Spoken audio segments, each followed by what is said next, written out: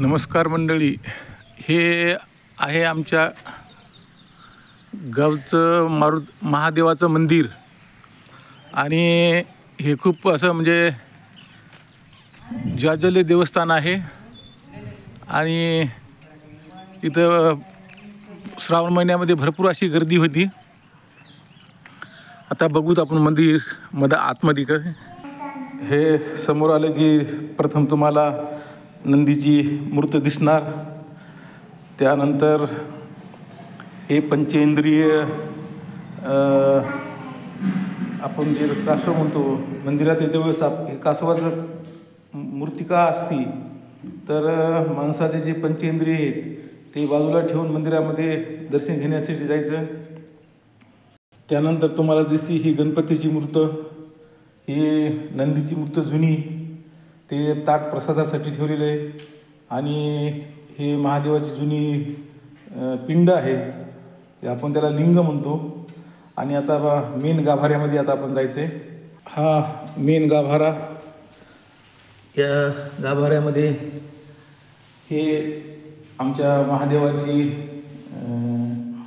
लिंग आहे. आणि या लिंगाचं नाव नर्मदेश्वर असं आहे. हे आमचे पुजारी आप्पा हे नेहमी इथे येऊन पूजा करतात. आता त्यांची पूजा चालू आहे. आणि किती प्रशस्त असं हे आमचं मंदिर आहे.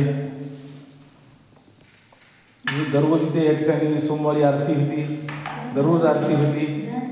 अशा पद्धतीचं या ठिकाणी आता हा मुकुट महादेवाचा मुकुट बसविला जाणार. हे महादेवावर फुलाच्या पिंडीवर आपण ते लिंगावर म्हणतो बेल फूल वाहिलेलं आहे. आता महादेवाला मुकुट बसविला जाणार आहे. ही भीत लावली तर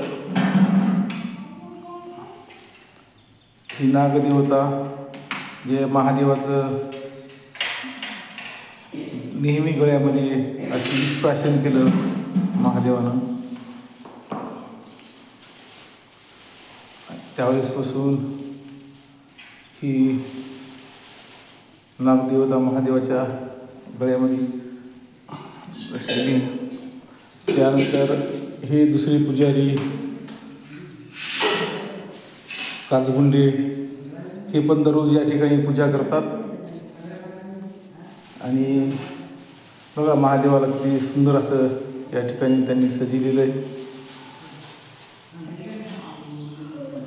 आणि आता तुम्हाला मी दाखवणार आहे.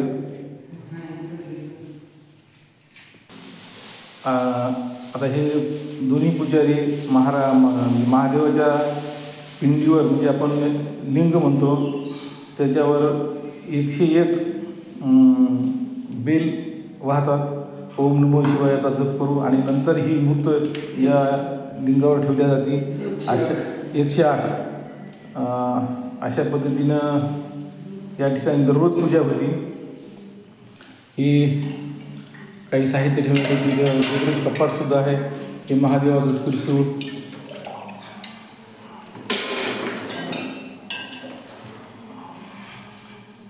आणि तुम्ही कधी जर या मंदिराकडे आलात तर नक्कीच तुम्हाला आमचा महादेव पावल्याशिवाय राहणार नाही.